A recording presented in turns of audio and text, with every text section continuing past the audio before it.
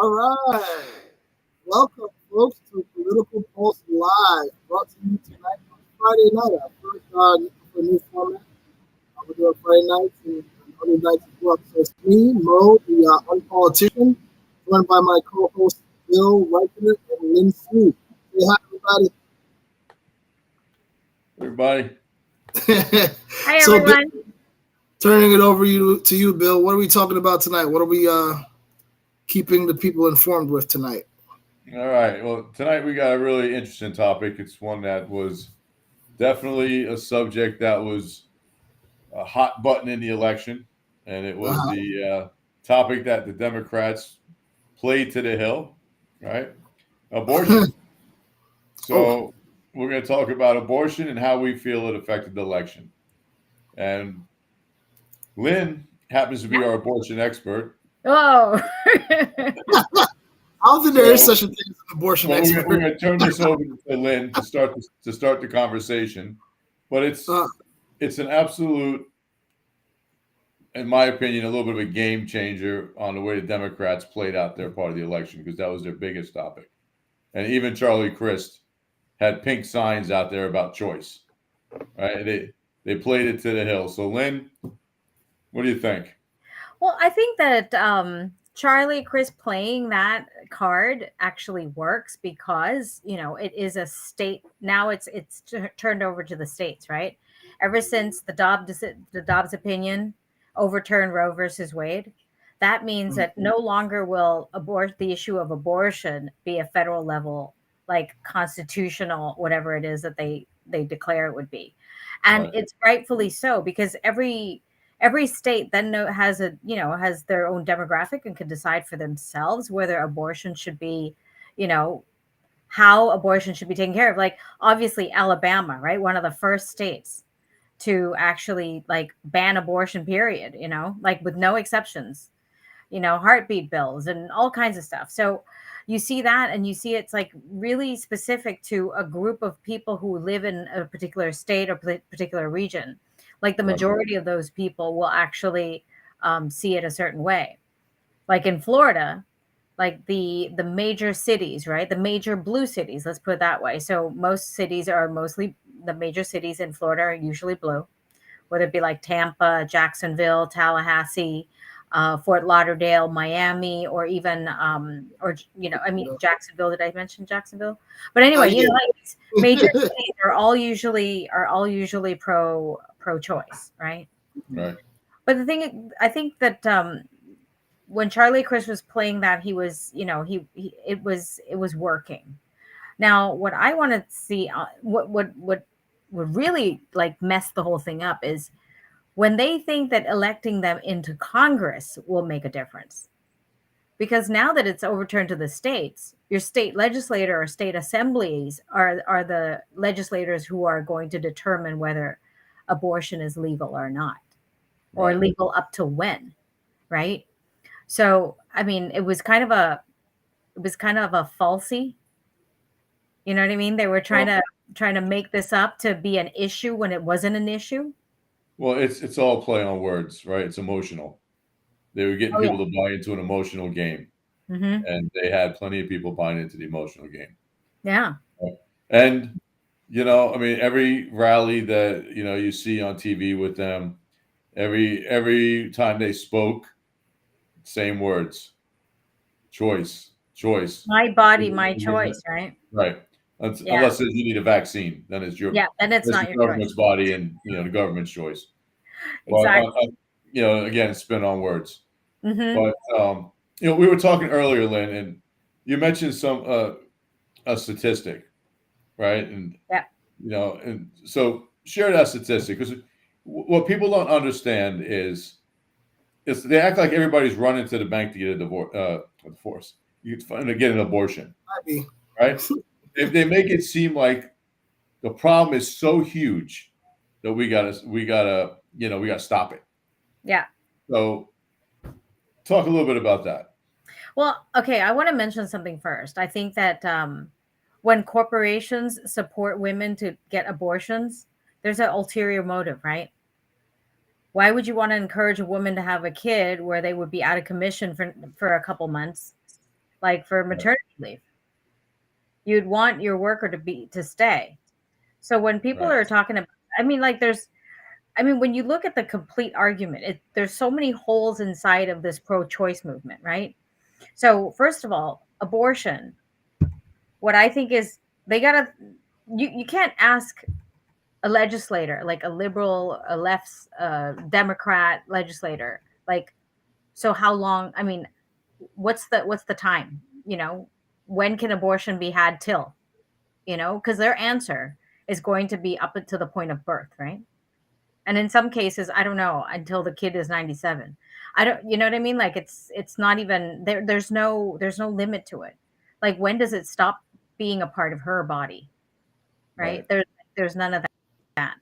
And then like on the conservative side, they're all looking at it as, if you start taking, no matter whether it's at the part where they have a heartbeat, when their nervous system is formed, they start to feel pain, or they start to move around, or they start to hear things.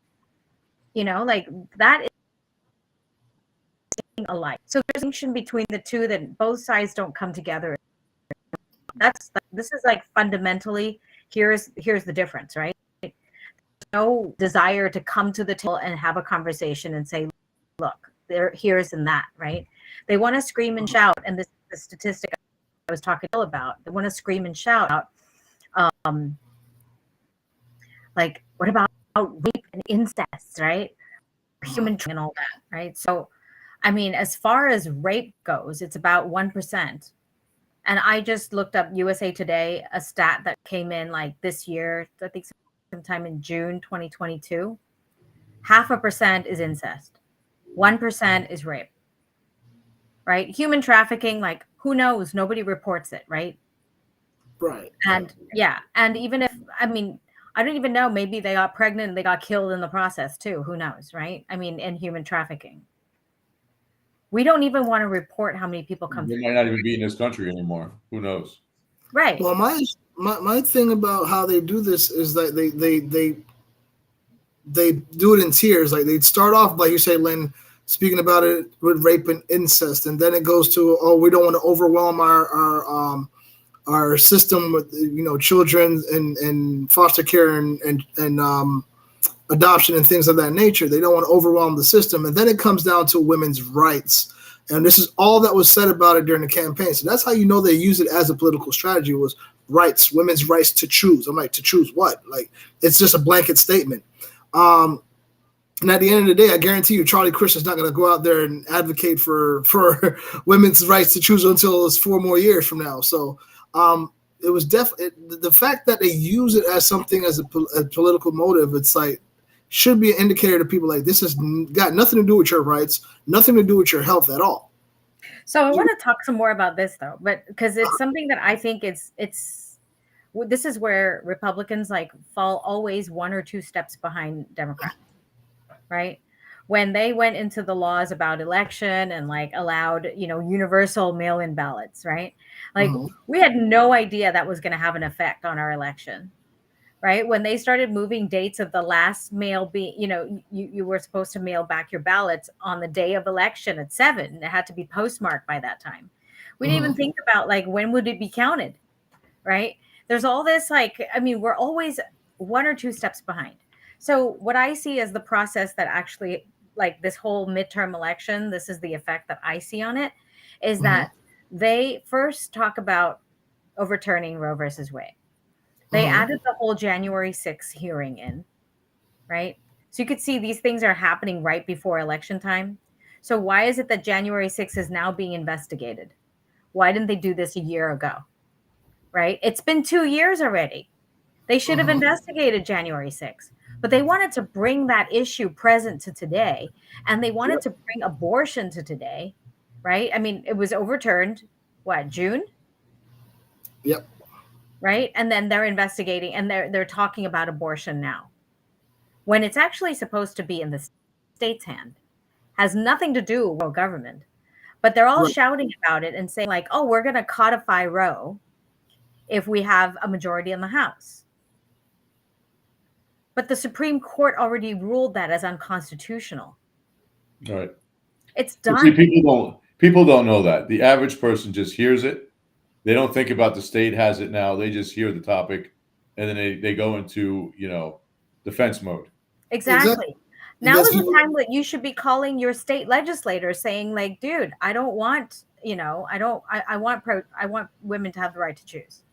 Right. Right. But then I think we should all do a survey. Like, how many weeks should we allow abortion up till? Well, Because like in here's public policy, you can't just say no, there's no abortion, right? Because then everybody's going to get pissed off. Right. And at the same time, you don't want to let them have free reign and say like, you can kill the baby even after it comes out, right? Like Virginia was saying, like they would have the baby come out, be comfortable, and let it die. Right? how's That's the baby even comfortable? I don't know. That's a ridiculous statement. So, Well, that's what the former Virginia governor said, right? He was saying but like, what happens? In What? my opinion, what happens is this: we elect people into office to represent us. Then we don't. Then those people don't represent us anymore. They represent them, their opinions, their values, their goals. 100%. Right.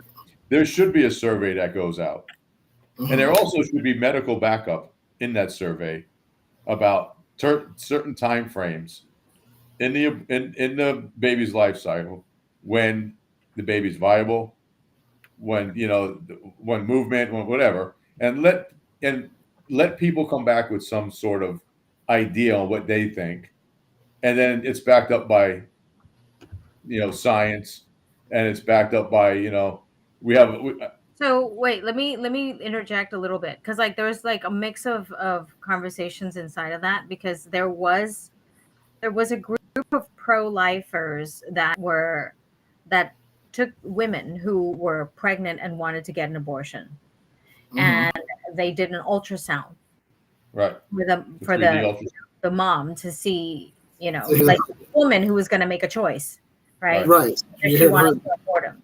So I think they saved like 270,000 lives or something within a short period of time. Like, yeah, it's very.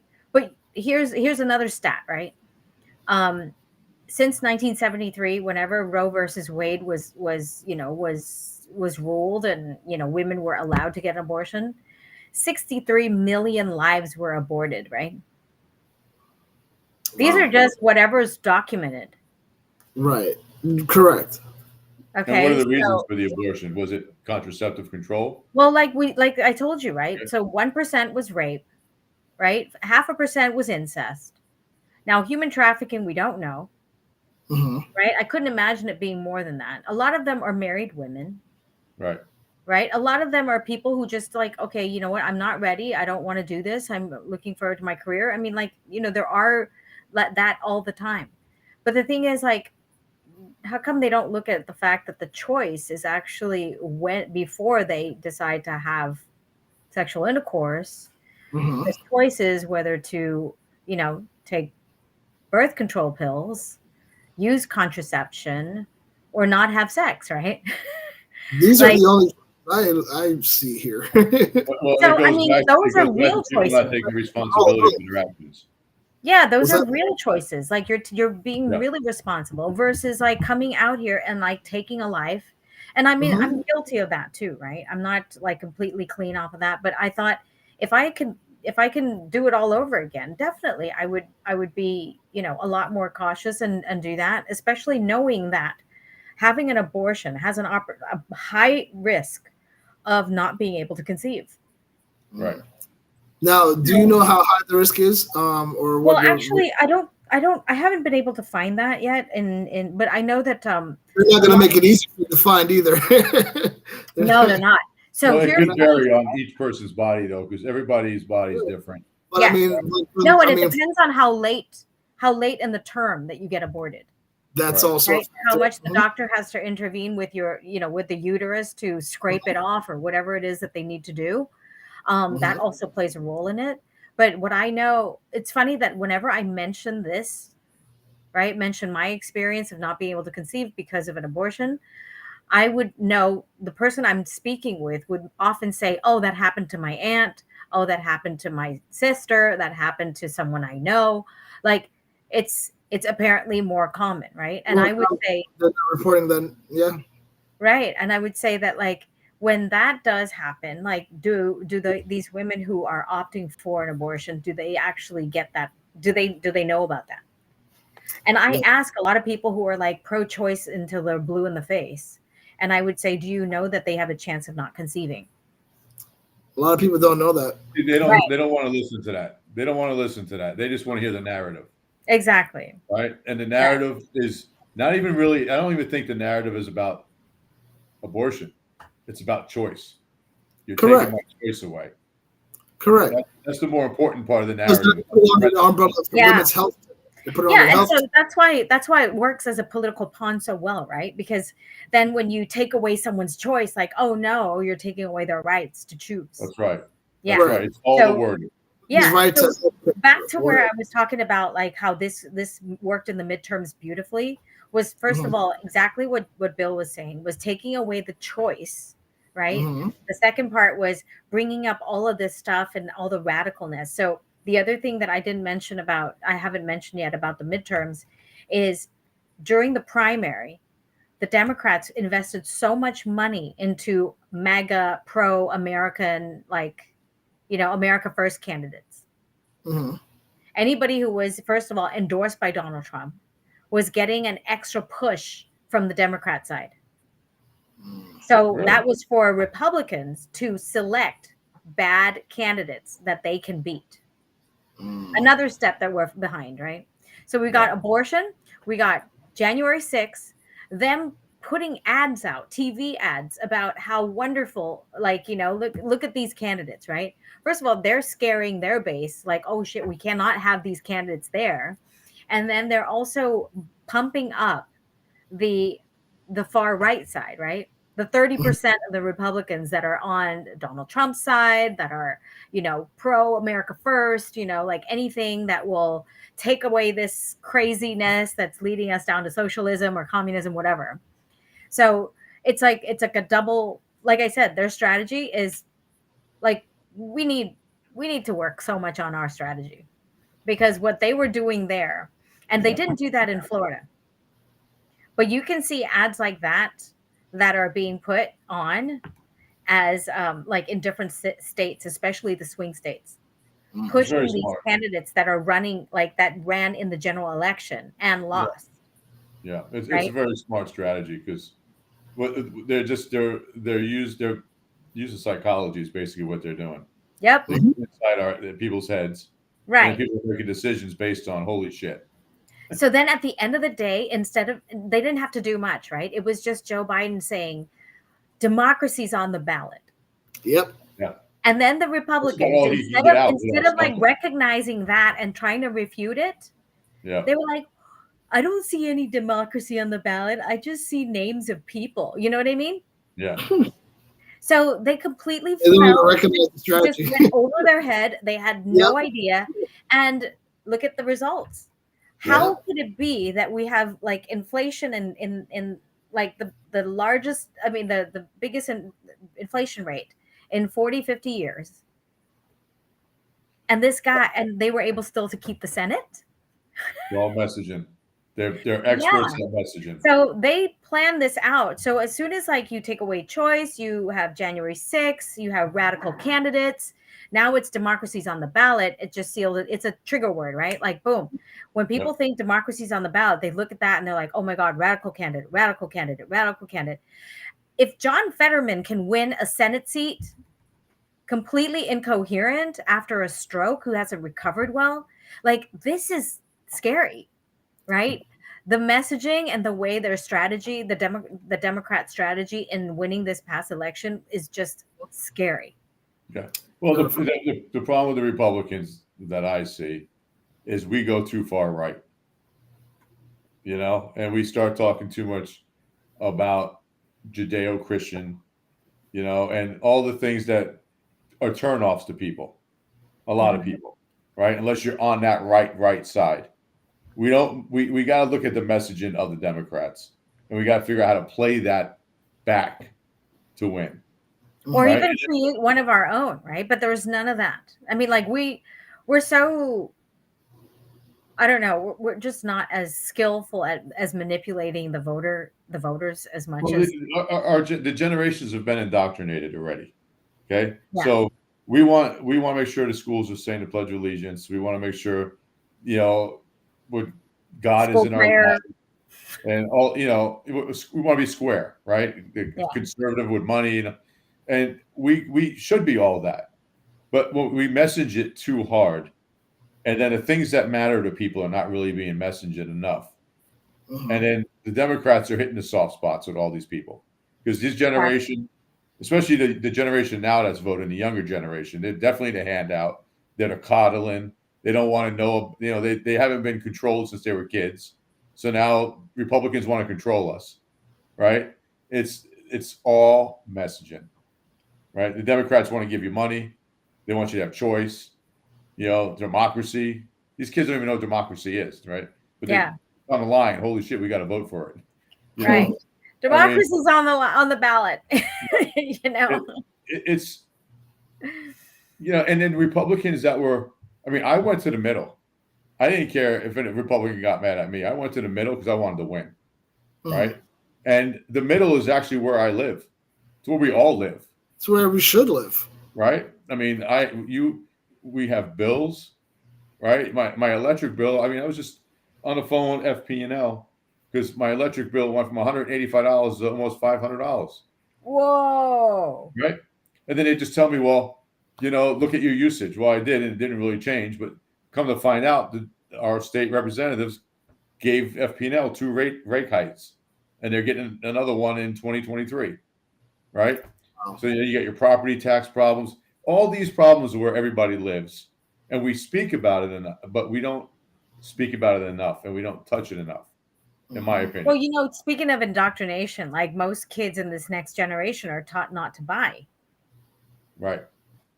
Right. And that's why Uber is so popular. Property taxes and insurance has nothing to do with them. No.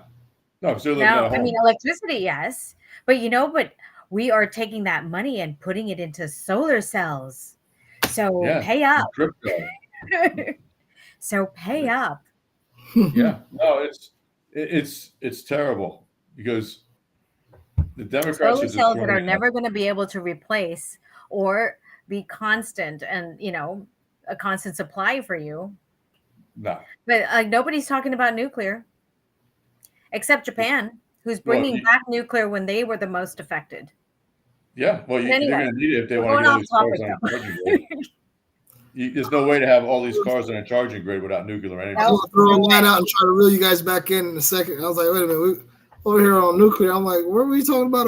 Yeah, so that's what I wanted to say about the abortion being the topic. It was effective. Let's put it that way.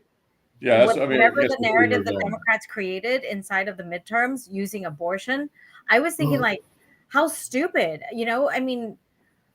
Inflation is so bad. Gas prices are through the roof. Like, you're telling me that abortion is going to work? And with a combination of the right combination of things and the right narrative and the right messaging, like, boom, there you go. Well, the right messaging, again, this is the reason that I believe the abortion thing works. They have given that to women and saying that's completely a woman's issue and a woman's right. Can't even identify what a woman is, though, right? Exactly. That's also another concern. It's like, so now that begs the question, like, what are these men that actually support this? Where are they coming from? Like, why are they supporting this thing? And because their wives, their kids, their family are supporting it. Depending on how they support things like that. And I get it from that perspective. However, as a father, as a responsible father, as a somebody who's made a decision to have children and not just like, oh snap, we're having a baby kind of thing. I could not, for the life of me, ever support saying, okay, you can go make your decision. It's whatever you decide. No, I want to part in on this. We made this together. My choice too. We made this together. Well, we're actually going to talk about the perception of reality on the next episode. Yeah. So let's wrap this one up, and Yeah. I got a lot to say the next time we meet on that Yeah. topic. Oh, that's going to be fun. Perception and reality. Yes, Yep. absolutely. But to wrap this up on the thing on how it impacted the election, 100%. It was the only. It was. I'm not gonna say the only thing the Democrats used, but it was definitely 70% of every single candidate that was running for a high-level Democratic seat. That was what they said. That was their main messaging. That was it. Every time I was on with my opposition, she spoke threw that in there more than she talked about the actual problems. Yep. Right? DeSantis is taking away your choice. You reelect DeSantis, you're going to lose your choice as a woman. And most of these women are never even going to have an abortion. But it's they're going to lose? They're going to lose their homes. That's what they're going to lose. Worried about the wrong thing. They're going to lose their homes. They're going to lose their bank accounts. The responsibility of raising a kid, they can, probably afford to pay all those taxes. Yeah, exactly. Well, I think we should wrap the show up, and then we'll get to that on the next episode. You got it. So on that note, folks, it was a pleasure again to come to you live on a Friday night. We'll see you again soon. This is me, the unpolitician Mo, signing off along with Bill and Lin Su. Say bye, guys. Bye. And remember to follow us on all subscribe. Political Pulse Live on all platforms: Twitter, Political Pulse 2, and then everything else on Facebook, Political Pulse Live, and Rumble, everywhere else in the world. Until we meet again, folks, you guys have a great night. Okay, good night.